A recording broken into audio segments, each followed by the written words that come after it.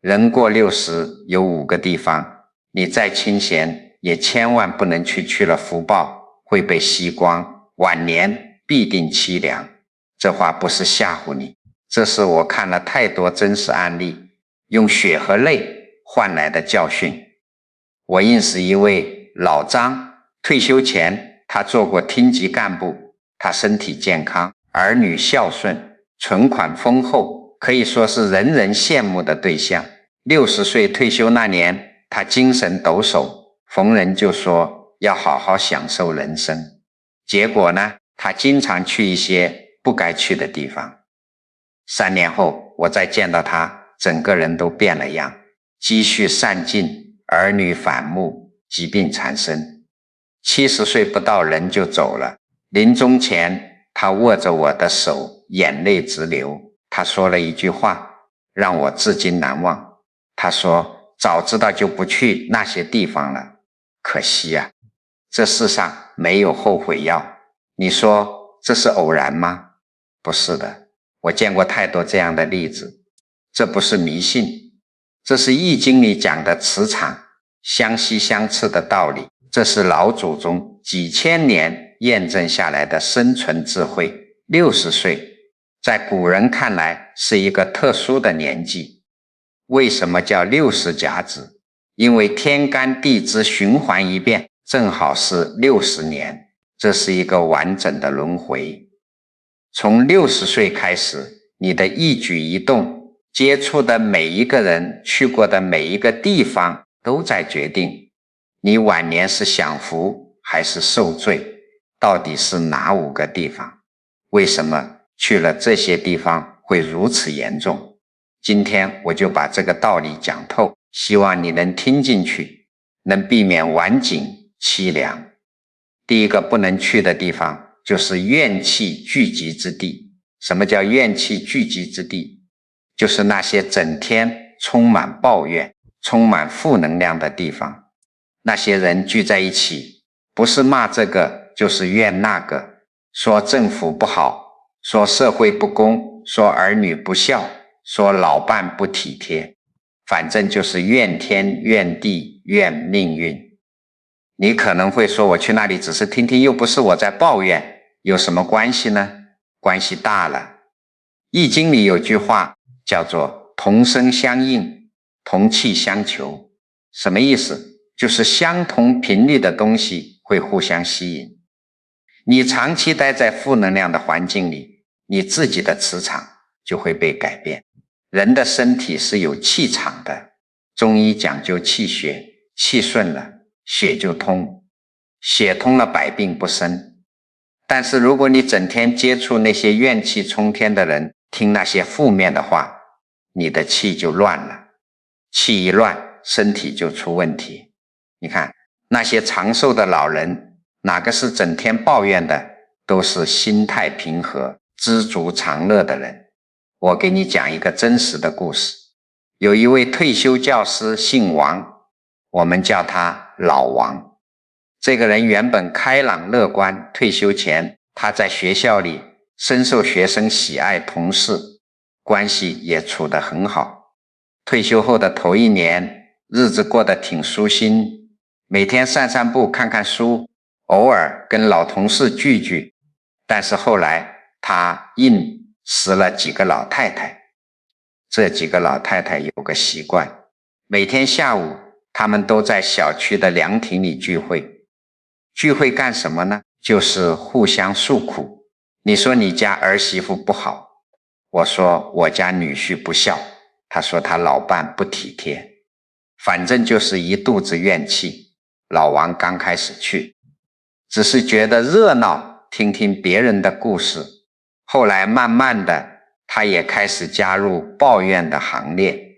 他开始觉得自己的儿子不够关心，他开始觉得自己的退休金太少，他开始觉得这个社会对老年人不公平。1年下来，这位原本开朗的老王整个人都变了，脸色发黄，精神萎靡，动不动就生气，动不动就跟家人吵架。儿子说他变了个人似的，带他去医院检查，医生说是轻度抑郁。你说这是为什么？就是因为他长期待在那个负能量的圈子里，被那些怨气污染了。中医有句话叫做怒伤肝，忧伤肺，思伤脾，恐伤肾，惊伤心。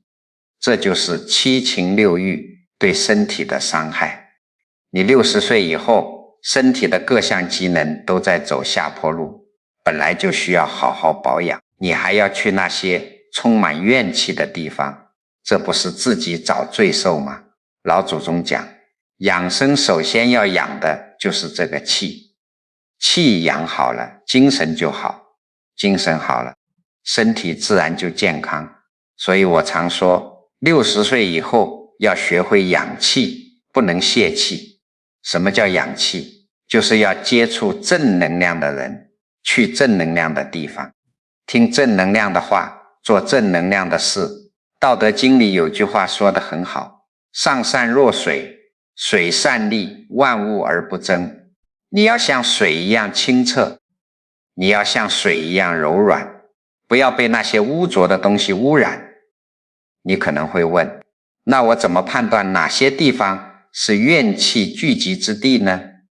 很简单，你去到一个地方，跟一群人在一起，如果你听到的都是抱怨，都是负面的东西，如果你待了一会儿，就觉得心里堵得慌，觉得浑身不舒服，那这个地方就是怨气聚集之地，你要赶紧离开。有些人可能会说，那都是我的老朋友，我不去。不好意思，我告诉你，到了60岁这个年纪，你学会为自己活你的健康，你的晚年幸福，比任何面子都重要。远离那些负能量的人和地方，这不是自私，这是对自己负责，也是对家人负责。第二个不能去的地方就是过度耗神之地。什么叫过度耗神之地？就是那些让你精神高度紧张，消耗你元气的地方。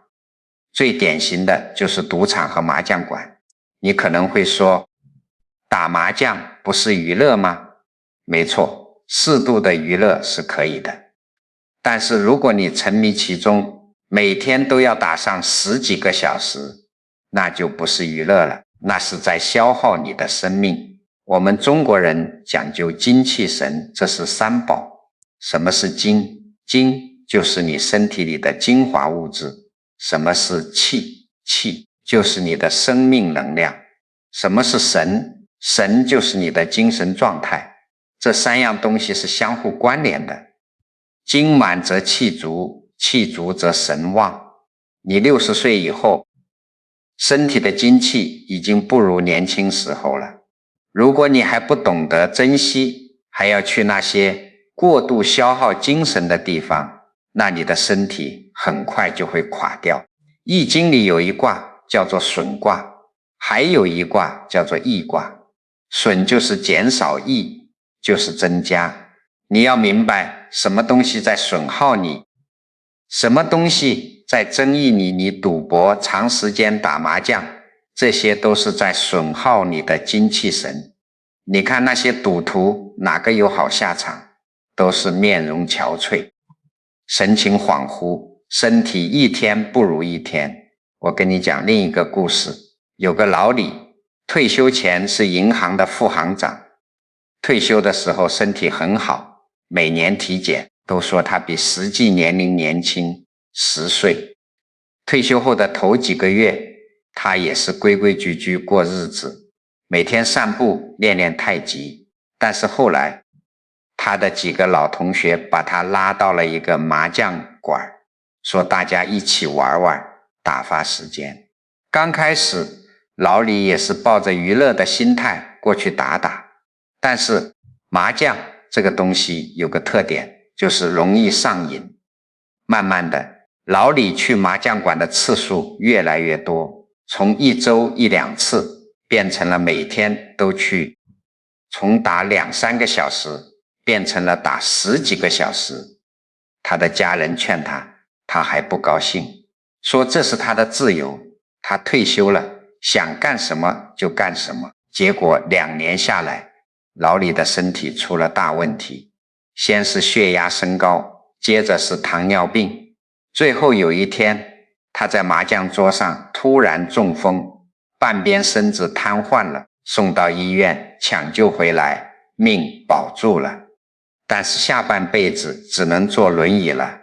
你说他的儿女多痛苦，本来父亲身体好好的，可以帮忙带带孙子，可以享受天伦之乐，现在好了，不但不能帮忙，还要儿女伺候，这不是给家人添负担吗？这就是过度耗神的后果。为什么打麻将会这么伤身体？因为打麻将的时候，你的精神高度集中，你的情绪随着输赢波动，赢了高兴，输了生气，这种情绪的起伏对身体的伤害非常大，而且长时间坐着不动，血液循环不畅，对心脑血管的压力很大。60岁以后的人，血管本来就开始硬化，你还要这样折腾不出问题，才怪老祖宗讲究中庸之道。什么叫中庸？就是不偏不倚，适可而止，娱乐可以，但要适度，要懂得节制。我常说60岁以后要动静结合，动是要适度运动，散散步，打打太极，游游泳，这些温和的运动对身体有好处。静是要静心养神，看看书，听听音乐，练练书法，这些活动可以让你的心安静下来，让你的精神得到休息。千万不要去那些让你精神高度紧张，让你情绪大起大落的地方，那些地方只会消耗你的生命，缩短你的寿命。有人可能会说，那我不打麻将，我去卡拉 OK 唱歌总可以吧？唱歌当然可以，但也要适度。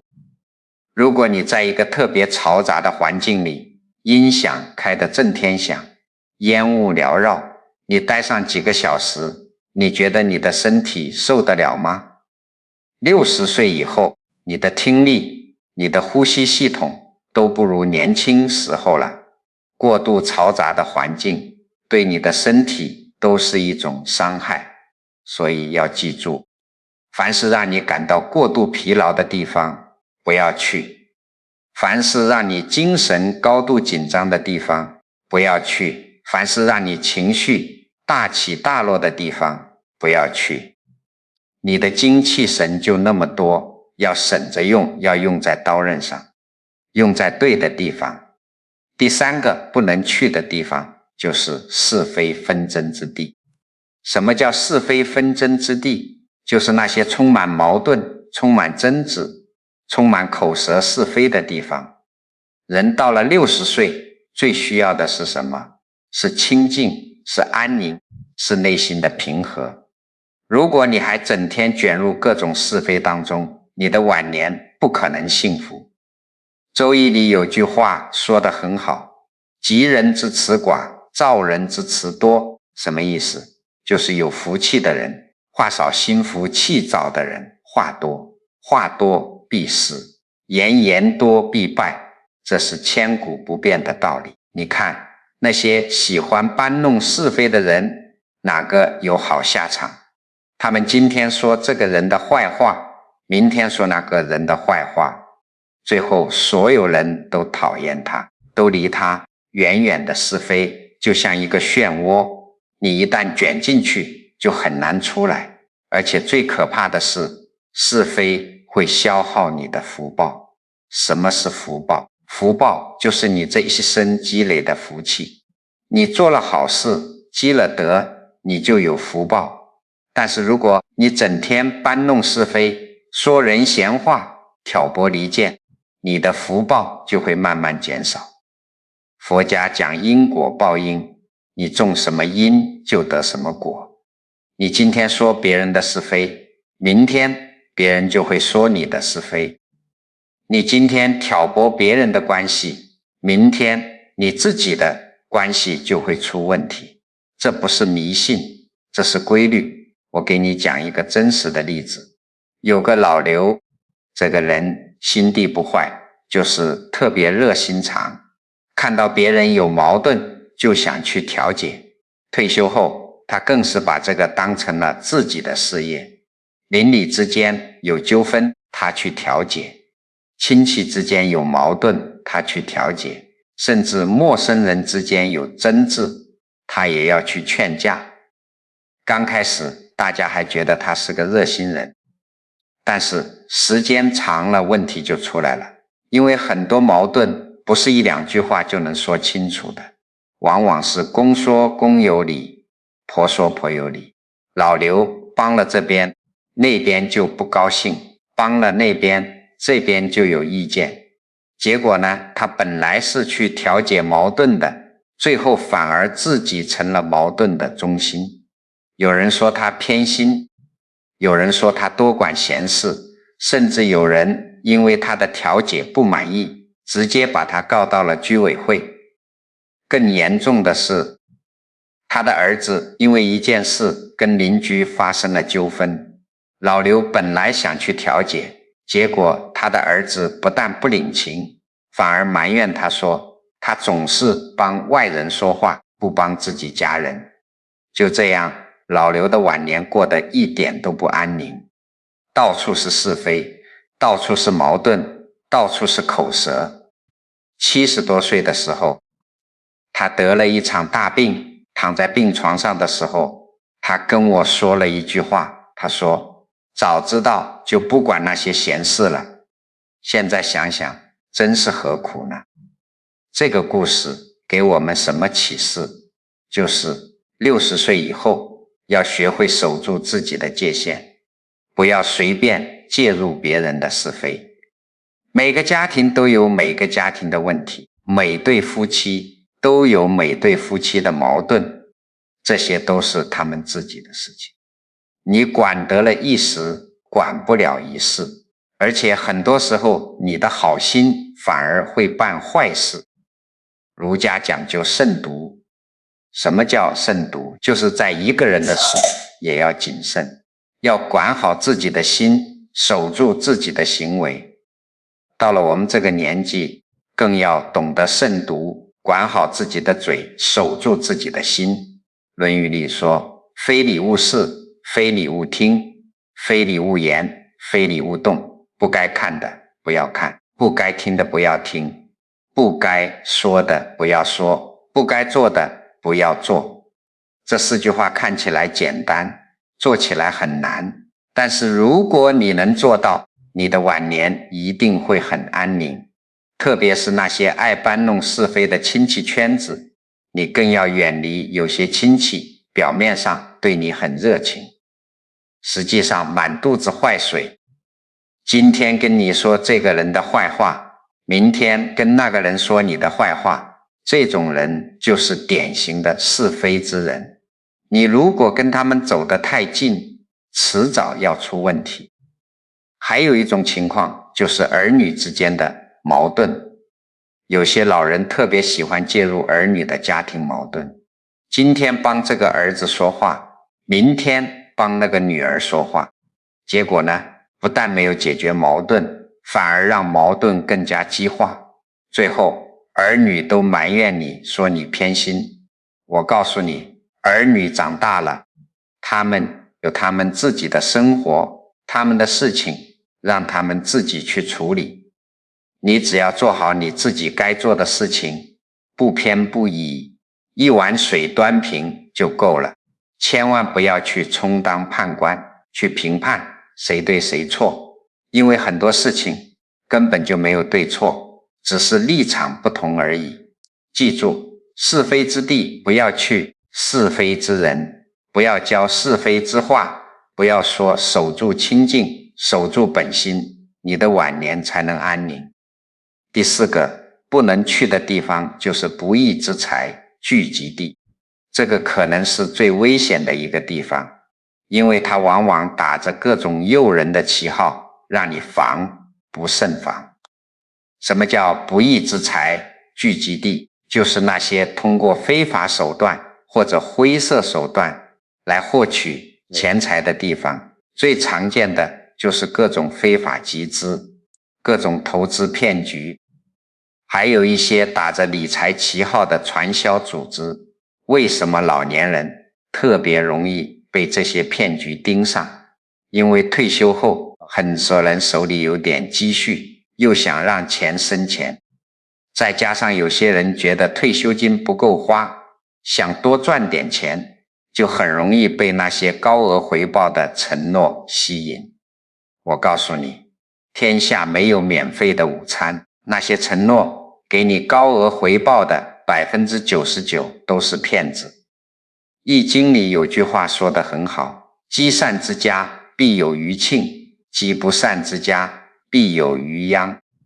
什么意思？就是积累善行的家庭一定会有好的回报，做坏事的家庭一定会有灾祸。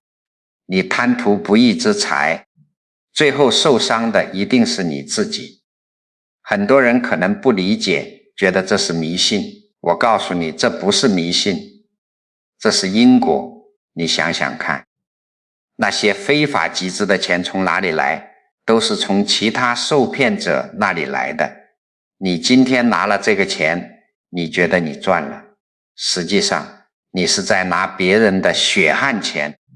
这种钱能给你带来幸福吗？不可能的。就算一时半会没出事，迟早也会出问题。我跟你讲一个真实的案例。有个老陈，退休前是做生意的，手里有几百万积蓄。退休后有个朋友找到他，说有个特别好的投资项目，保证年回报 30%， 而且每个月都能拿到分红。老陈一听这么好的事，他朋友还拿出一大堆证书，一大堆合同，看起来非常正规。老陈动心了，先拿了50万试水，结果头几个月真的每个月都能拿到分红。老陈一看这是真的啊，于是把剩下的钱全部投了进去，还把儿子准备买房的钱也投了进去，总共投了300多万。刚开始的一年确实每个月都能拿到分红，老陈高兴得不得了，还到处跟人炫耀，说自己找到了发财的门路。但是第二年问题就来了，先是分红开始延迟，说是资金周转有点困难，让大家再等等。老陈心里有点不安，但是想着已经投了这么多钱，总不能现在撤吧。又等了几个月，分红彻底停了，然后那个朋友也联系不上了，办公室人去楼空。老陈这才意识到自己被骗了，报警之后才知道这是一个庞氏骗局，用后面投资者的钱给前面投资者分红，等资金链断裂，操盘手就跑路了。老陈的300多万最后只追回来不到20万，这一下把老陈的晚年全毁了。儿子因为买不了房跟他翻脸，老伴因为失去了养老钱每天以泪洗面，老陈自己也得了抑郁症，整天把自己关在房间里，70岁不到人就走了。你说这是什么？这就是贪图不义之财的下场。我再强调一遍，60岁以后，你手里的钱是你的养老钱，是你的保命钱，千万不要想着去投资，去赚快钱。你要记住一句话，你看重的是别人的利息，别人看重的是你的本金。任何承诺高额回报的项目，你都要警惕，都要远离了。凡四训里说得好，命由我作福，自己求。你的命运掌握在你自己手里，你的福气也是你自己求来的。怎么求？不是靠投机取巧，不是靠贪小便宜，而是靠踏踏实实做人，老老实实做事。君子爱财，取之有道，这个道就是正道，就是正当的途径。你通过努力工作赚来的钱，那是你应得的。但是你想不劳而获，想一夜暴富，那就是违背天道，迟早要出问题。60岁以后，你更要守住你的德行底线。钱财是身外之物，生不带来，死不带去。你留给儿女最好的财富不是钱，而是你的品德，你的家风。如果你为了贪财不择手段，你给儿女做了一个坏榜样，那你就是害了他们。反过来，如果你一生清清白白，堂堂正正，你给儿女树立了一个好榜样，那才是真正的财富。所以记住了，凡是那些让你心动的高额回报，不要去碰；凡是那些神神秘秘的投资项目，不要去碰；凡是那些需要你拉人头的赚钱机会，通通不要碰。守住你的养老钱，守住你的德行，这比什么都重要。第5个不能去的地方就是违背天命之地，这是最高层次的一个了，也是最容易被人忽略的一个。什么叫违背天命之地？就是那些不符合你身体状况，不符合你实际情况，不符合自然规律的地方。简单说，就是那些你不该去的地方。很多人退休后有一个心态，觉得自己辛苦了一辈子，现在终于有时间了，要到处走走，要去看看这个世界。这个想法本身没有问题，旅游散心，开阔眼界，这是好事。但是你要根据自己的身体状况来安排，不能逞强，不能硬撑。易经里说，天行健，君子以自强不息，这句话很多人都知道，但是后面还有一句，地势坤，君子以厚德载物。什么意思？就是天道刚健，所以君子要自强不息，地道柔顺，所以君子要厚德载物。到了60岁这个年纪，你要懂得适可而止，要懂得顺应自然。什么叫知天命？很多人以为知天命就是认命，就是消极的接受命运的安排。错了，知天命不是认命，而是懂得顺应自然规律，懂得在合适的时间做合适的事。你年轻的时候身体好，精力旺，去爬珠穆朗玛峰都没问题，但是你60岁了，你的心肺功能，你的骨骼关节都不如从前了，你还非要去高原，非要去极寒极热的地方，那就是违背天命，就是在跟自己的身体过不去。我给你讲最后一个故事。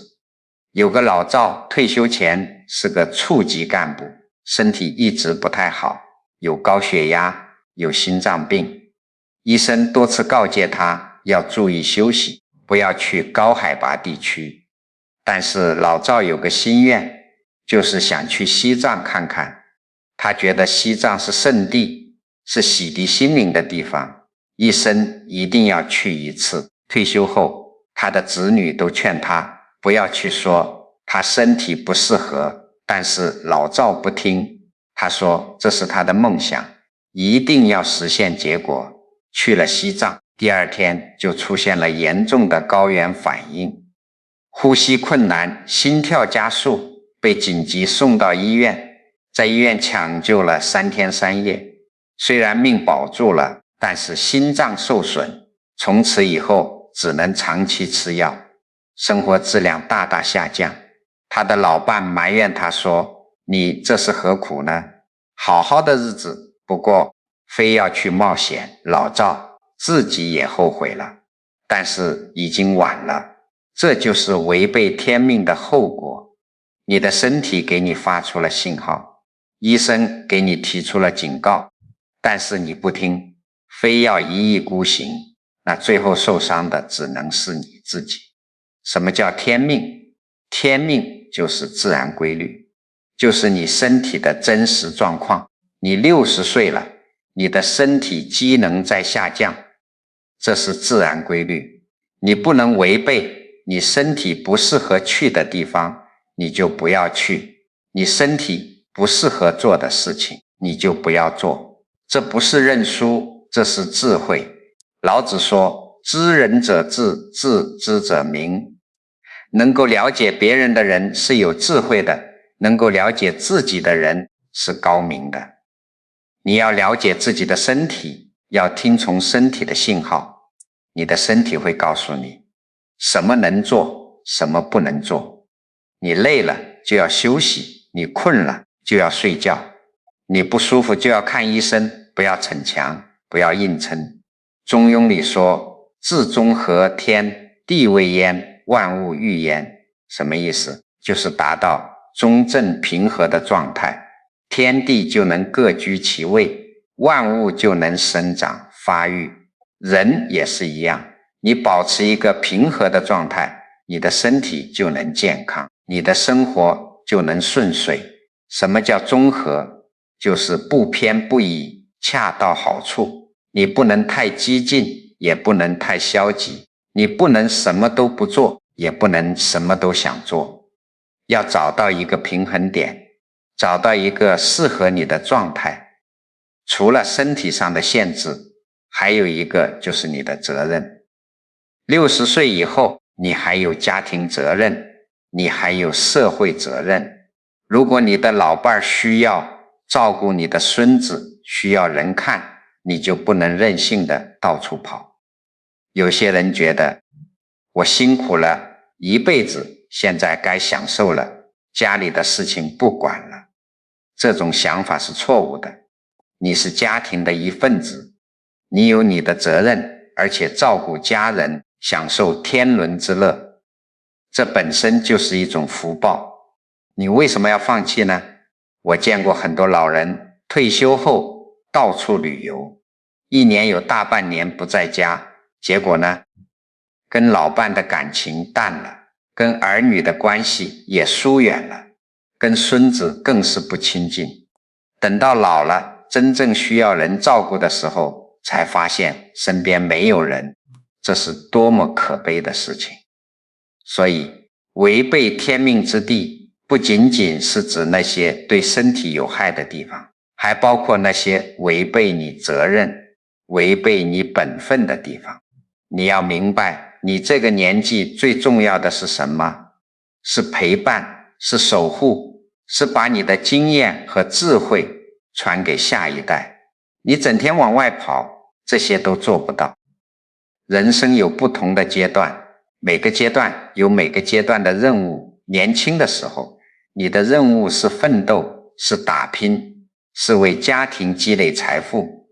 到了60岁，你的任务是守成，是传承，是享受天伦之乐。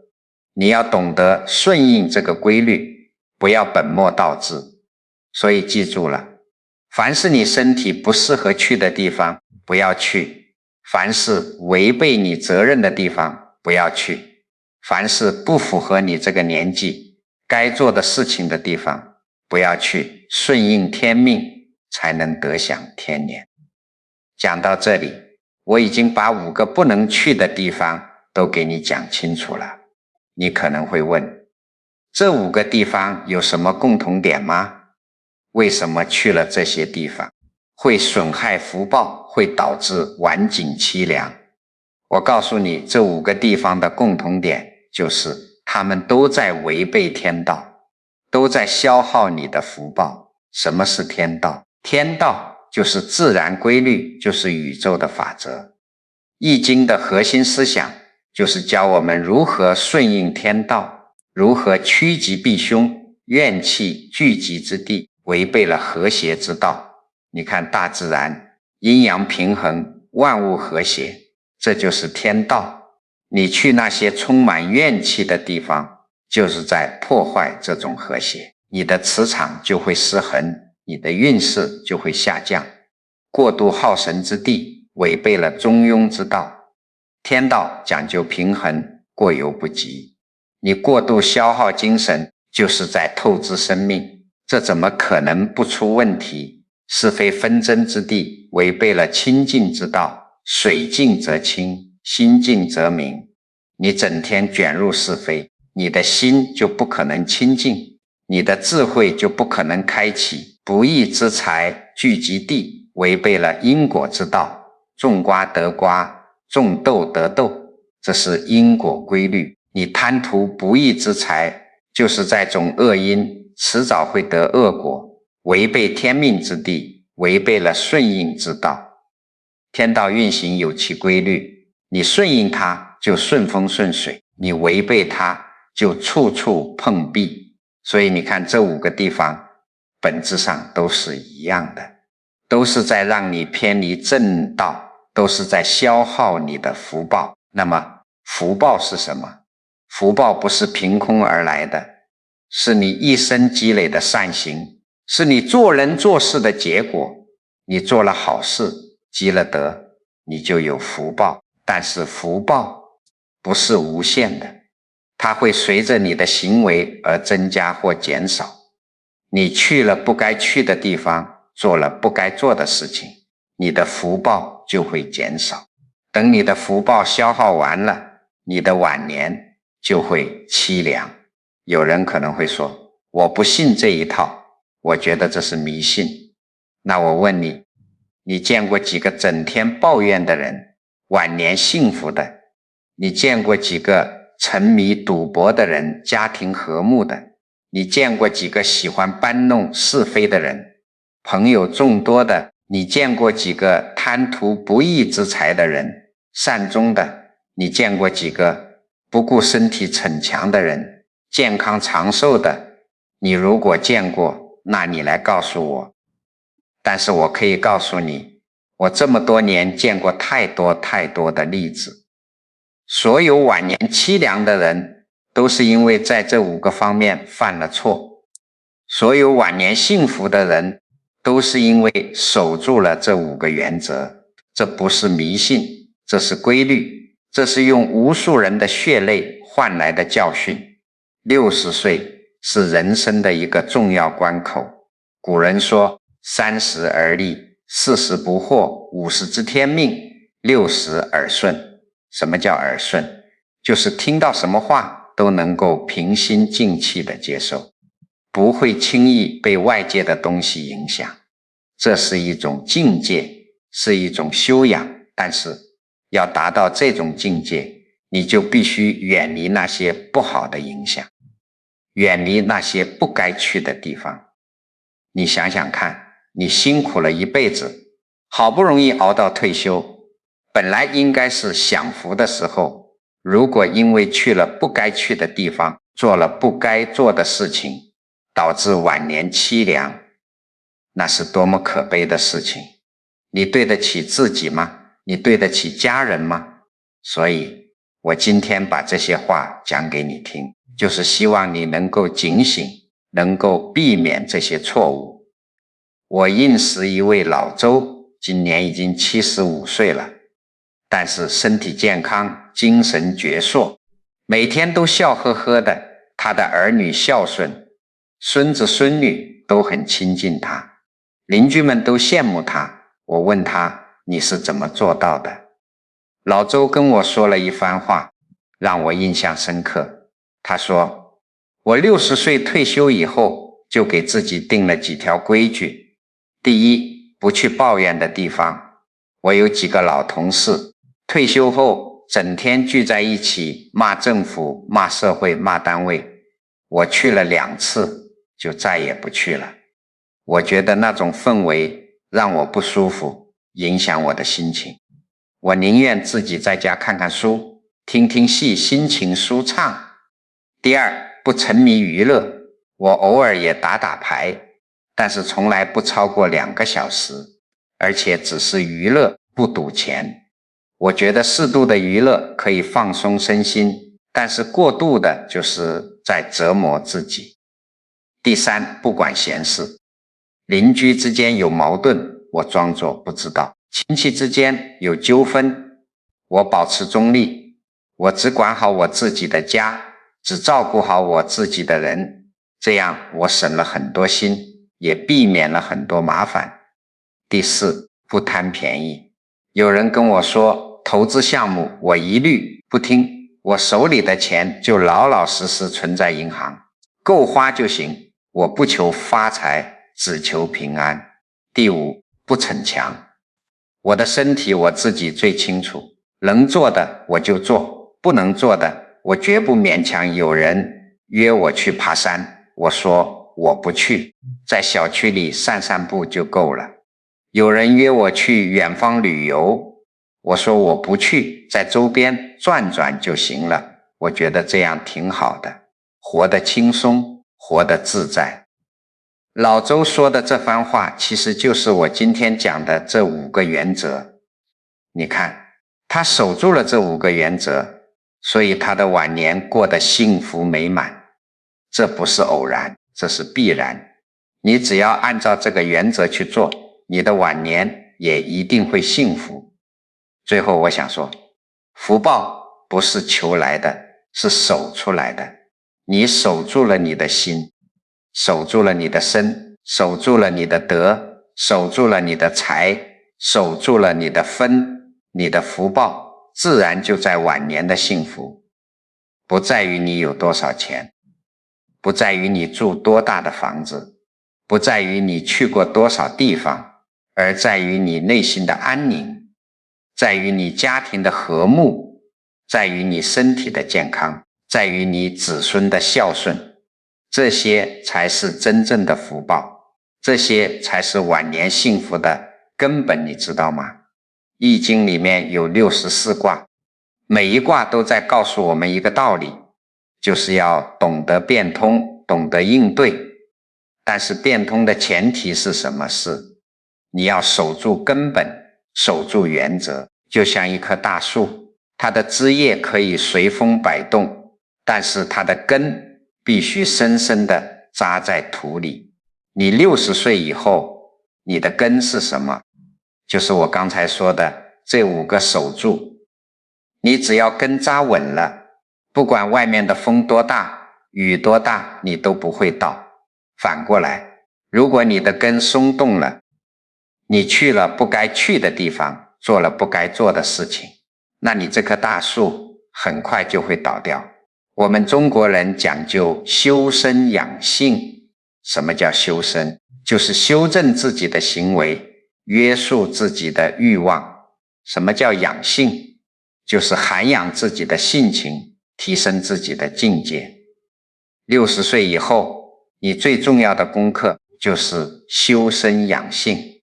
你不需要再去证明什么，不需要再去追求什么，你只需要好好的修炼自己，让自己的心越来越平静，让自己的性情越来越温和。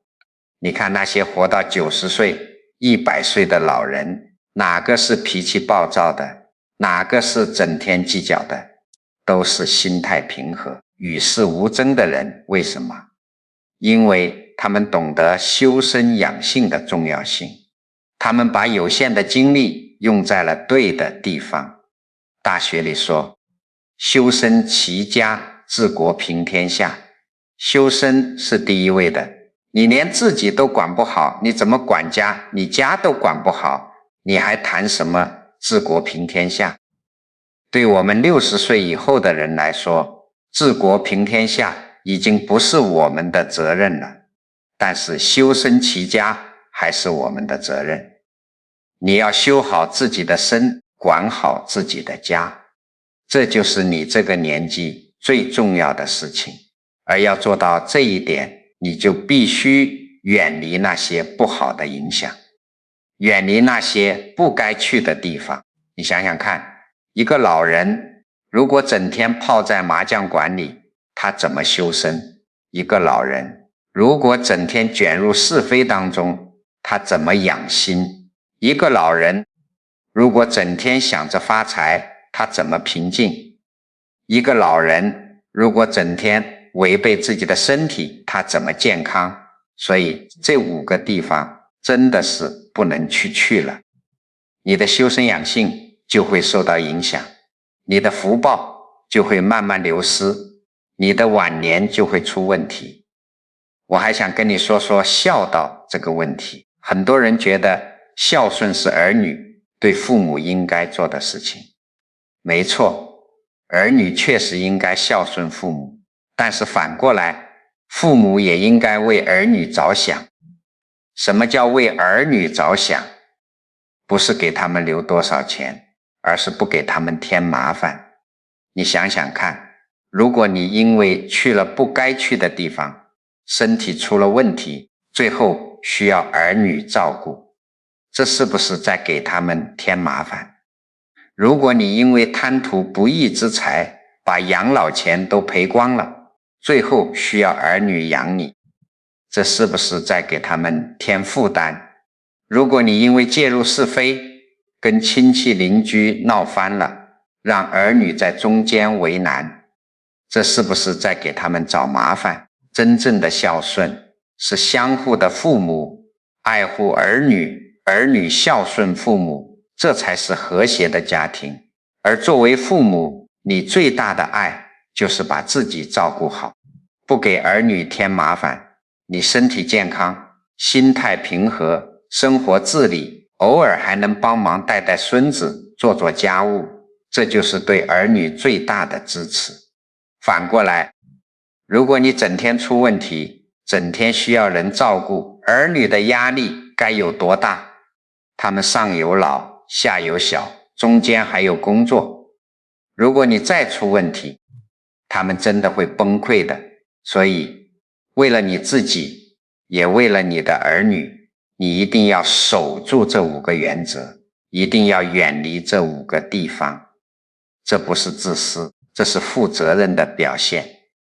我还想说说知足常乐这个道理。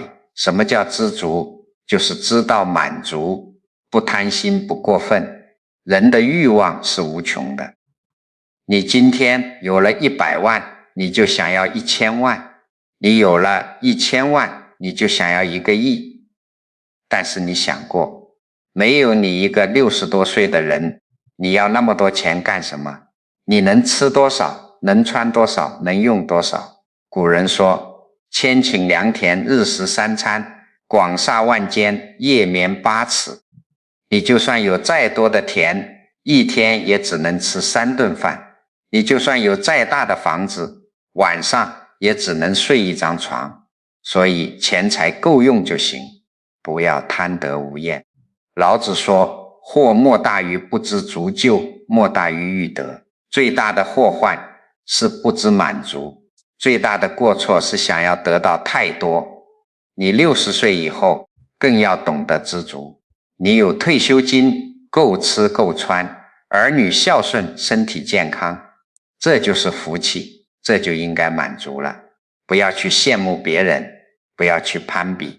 别人投资赚钱了，那是别人的命，跟你没关系。你守好你自己的，这就够了，知足常乐。这4个字看起来简单，做起来很难，但是你如果能做到，你的晚年一定会很幸福，因为你的心是满足的，是快乐的，不会被外界的诱惑所动，不会被别人的话语所扰。这种内心的安宁才是真正的幸福。我还想跟你讲讲感恩的重要性。60岁以后，你要学会感恩。感恩什么？感恩你还活着，感恩你还健康，感恩你有家人陪伴，感恩你有儿女孝顺。不要把这些当成理所当然，要懂得珍惜。你看看那些比你年轻就去世的人，你是不是应该感恩？你看看那些重病缠身的人，你是不是应该感恩？